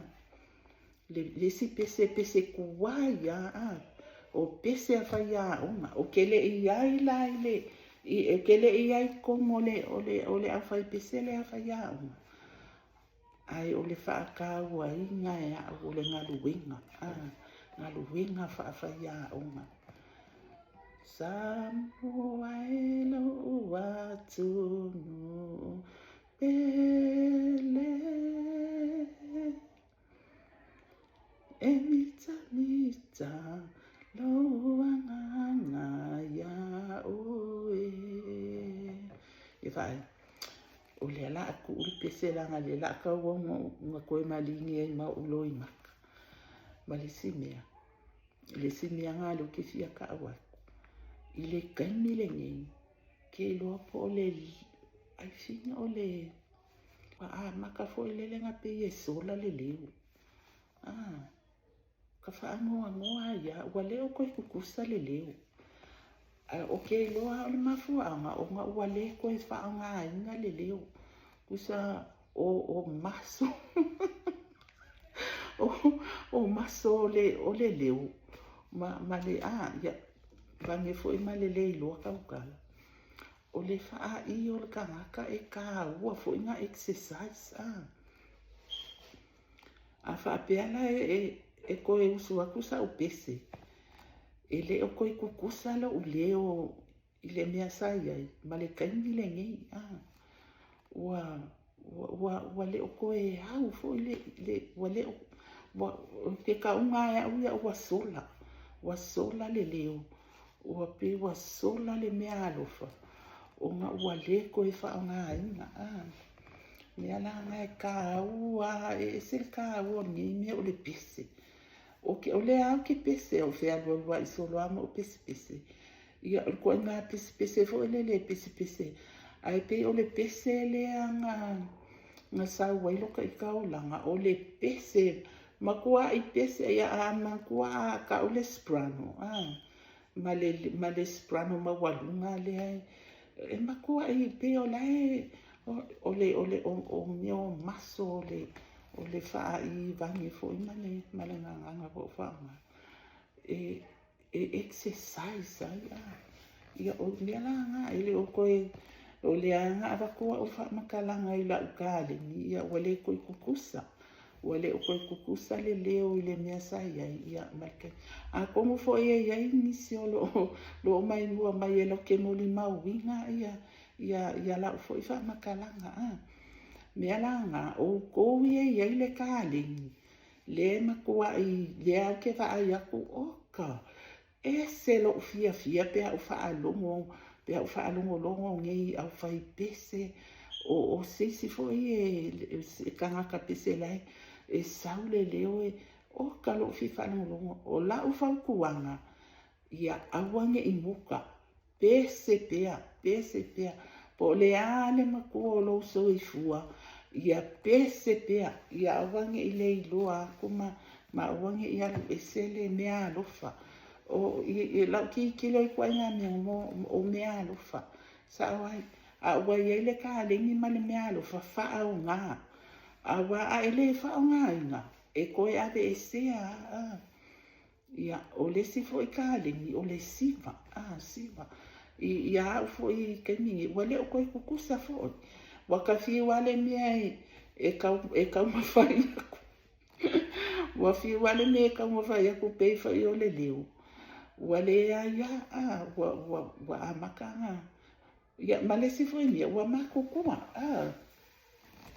Ia au ke le maha au lai e whao ngā le excuse ngā le age. Awa pe ia kako whao ngā inga lole excuse ngā le age. Ngā peile o kako koe manga ku wha mawala lo a kako I o kusa o leo o la o journey o au experience leo o ngofo mo koe ki kilo I kua o whapia.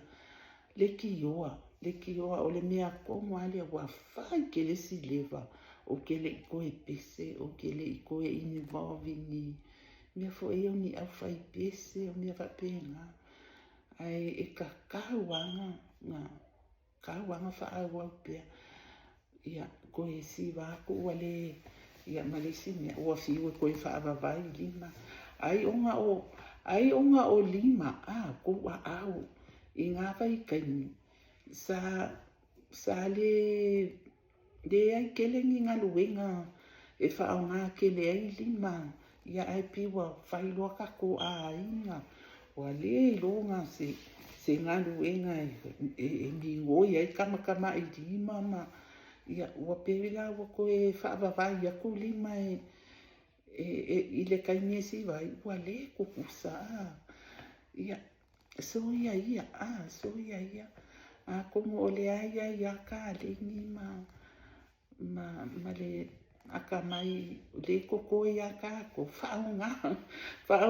whaonga o ke whawhekai I le kele o isi po kalame ia e au mai o ke aka ano fia pe au whaalongo aku o koe loke mai ia aso ia pai kaini ngai I kako mea sa whai mea awa kau ke se e se o afo in kako whaale komu o ani ia o vai vainga o ke pinga lai ki lai kau ke ma fau whaalua furu kasi ia ma fau whaalua furu lima o ke mingi ia o leo kako ma fau whaalima furu whaongo furu ia o mea wakuanga mea ua pasi.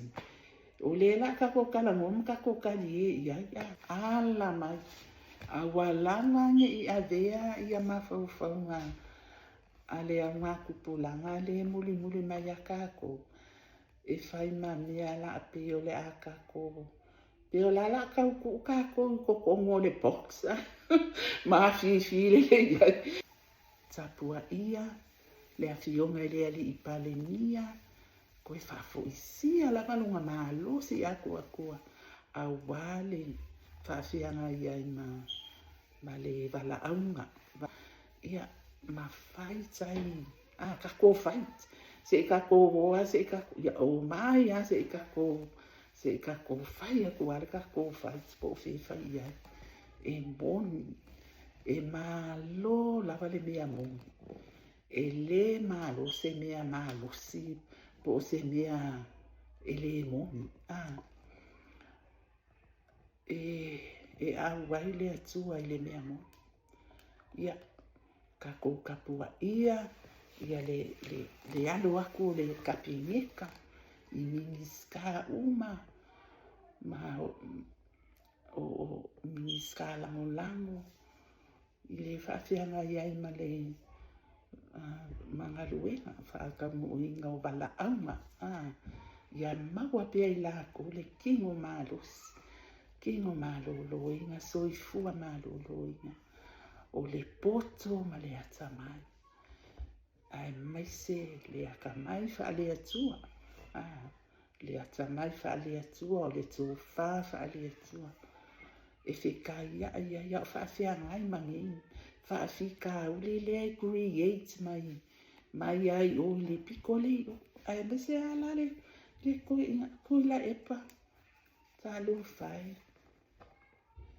whai asa o malo longa ma wa aile au wa haenga ngai o au kawha o malo wa uma upu ya ko wale lo po ans ko ya nga le atu ala vai lo ya le tali o mea uma tātou fo I le au lango ia wa pele o sai tu watu ka kukuli ku wakuli suafa o le sunga le la au le mali tua ia tātou tatalu ia whapena fo ile a whionga le fonga whetalai ia o le sui fonga whetalai sui pale mia ia o minista umamala whaafianga ia I mala ko makanga luenga ia ai o skako whaasuanga mo le ngei aso whaamoe sa ko enjoy mai ia le video o awia ia pianga o whaasua ko mua o le au ke eva kusai ka ke eva whai ia ka kukala ia ma whai mai fo I ko mangaku e winga fo I ni mea wo whaasua ku ai malaka I ka fo I training na kasau ai ia ako e alu asu sa waso ke wa yese me kupu ya ka ika ia o le ai e mau I lunga le YouTube ia ka whaasua ia ko whapea fo I lea kalo whai si whawhingi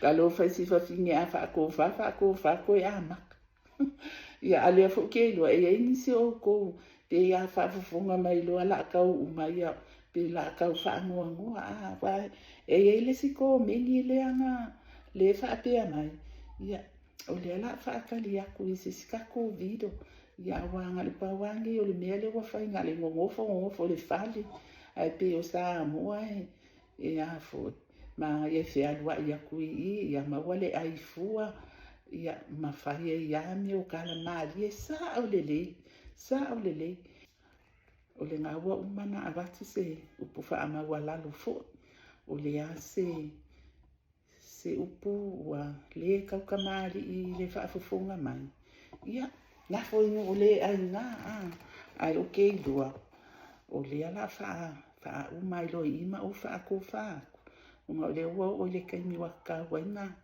o whaanga ioi loa a wala la ua poi meni le awa uli o le mea kumenga le o sa uni ai ia ai le ai o ke le anu ma le ula o se a ula o whapea ia o le ai ngalo I ke au o lo ke whaasua o lo ke ilunga I le platform ale lalo lani ia ua kaunga improve la ki ala o appearance ia ele ai ai nisi mea o whaapoponga au sia au ula maanga ia sila mai la ula ia masisei ia ka kuwangi ke ni Samoa tamaita Samoa ia o ka kuwangangi o le ula malesei ia I umaloa langa whai la u video ia o ngā adi ese loa leo la ula ia ele ia se mea o ia I la usei a ualua malesei ele ia whai pa wale mea o lo ke alu le fisi o